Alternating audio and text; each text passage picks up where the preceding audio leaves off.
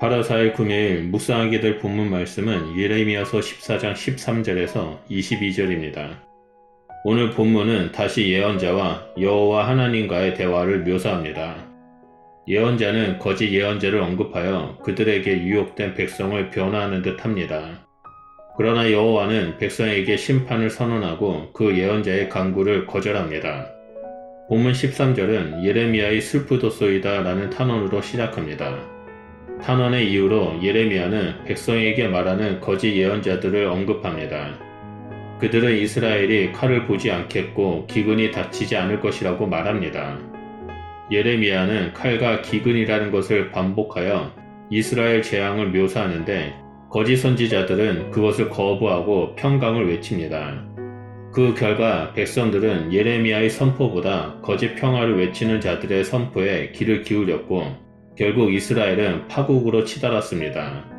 14절은 평화를 외치던 자를 거짓으로 규정하며 여호와는 그들이 여호와 이름으로 예언을 하는 형태를 고발합니다.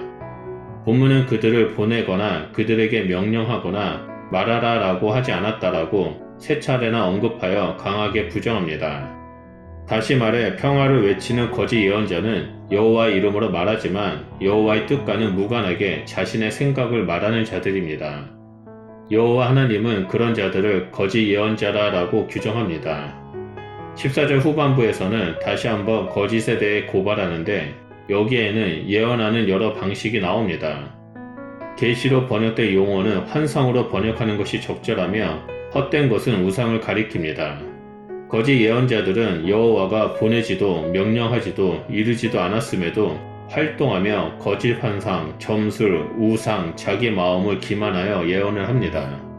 15절은 이러한 예언자들을 향한 하나님의 심판입니다.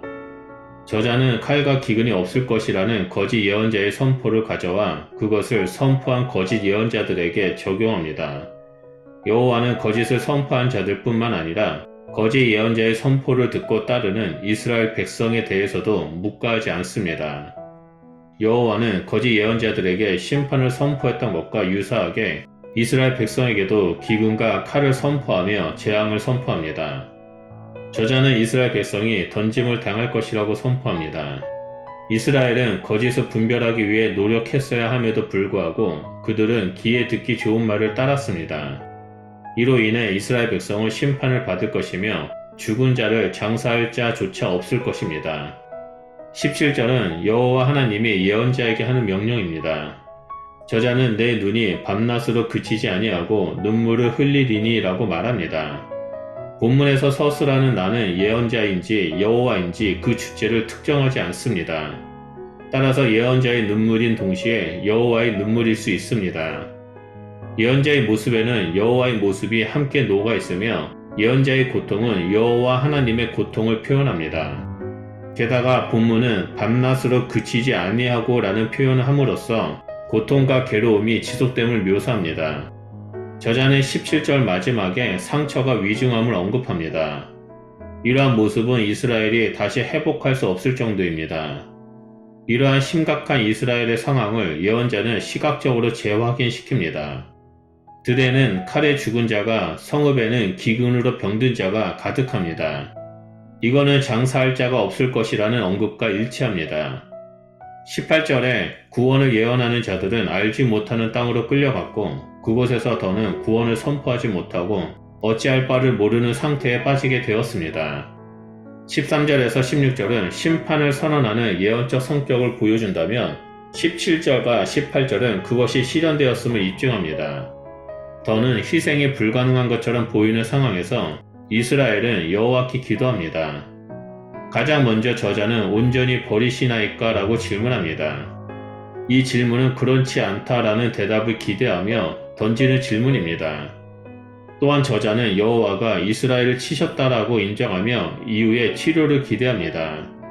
19절에 이스라엘을 큰 파멸, 중한 상처에서 치유할 분은 오직 여호와뿐임을 강조합니다. 덧붙여 이스라엘은 평강을 바란다라는 말을 통해 평화가 사라진 지 오래되었음을 알 수 있습니다. 이스라엘은 다시 한번 여호와의 언약에 의지하며 기도합니다.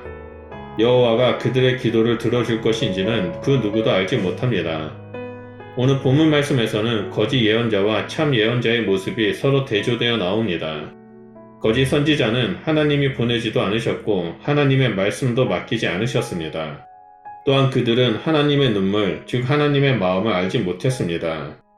이들은 하나님의 이름을 도용하여 거짓 계시와 점술, 헛된 것과 마음의 거짓으로 예언을 했습니다. 반면에 하나님으로부터 보내심을 받은 참 선지자는 하나님의 마음을 알고 밤낮으로 눈물을 흘립니다. 그리고 눈물로 하나님께 자비를 요청합니다. 현대를 살아가는 오늘날에도 거짓 선지자, 거짓 교사들이 있습니다. 이들은 하나님의 마음, 하나님의 말씀을 선포하는 것이 아니라 자신의 생각을 전하기 위해 하나님의 말씀을 이용합니다. 또한 그들의 삶은 하나님의 말씀과 상관없이 세상의 즐거움을 쫓아 살아갑니다. 반면에 참된 하나님의 종은 하나님의 마음을 품고 하나님 말씀 가운데 머물며 살아갑니다. 하나님의 이름으로 전했다고 다 하나님의 말씀이 아닙니다. 우리는 그들의 삶의 열매를 보고 분별해야 합니다. 분별의 책임은 우리의 몫이기 때문입니다. 동시에 늘 하나님의 마음과 국류를 구하는 자가 되어야 합니다. 그래서 예레미야처럼 다시 이 땅을 회복하고 교회와 다음 세대를 구해달라고 하나님께 간구해야 합니다. 오직 하나님만이 이 땅의 주인이시며 구원과 심판을 행하시는 분이십니다. 오늘 하루도 거짓과 진리를 분별하며 참된 믿음의 길을 걸어가시는 주의 백성이 되시길 바랍니다. 그리고 아버지의 마음을 품고 이 땅의 교회와 다음 세대를 위해 기도하는 성도님들이 되시기를 축복합니다. 기도하겠습니다. 하나님 아버지 감사합니다. 늘 우리와 함께 하시고 성령으로 동행해 주셔서 감사드립니다. 바라기는 우리가 영적인 분별력을 가지고 이 땅에서 진리의 말씀 가운데 거하며 하나님을 따르는 자가 되길 소원합니다. 하나님 우리에게 지혜와 계시의 영을 부어주시고 영분별의 은사를 허락하여 주사 오직 하나님만을 따르는 자가 될 수 있도록 인도하여 주시옵소서. 그래서 거짓된 길로 가지 아니하고 진리의 길로 향해 걸어가며 이 땅과 교회와 다음 세대를 위해 기도하며 나아가는 주의 백성이 되도록 함께하여 주시옵소서. 감사드리며 예수 그리스도 이름으로 기도드립니다. 아멘.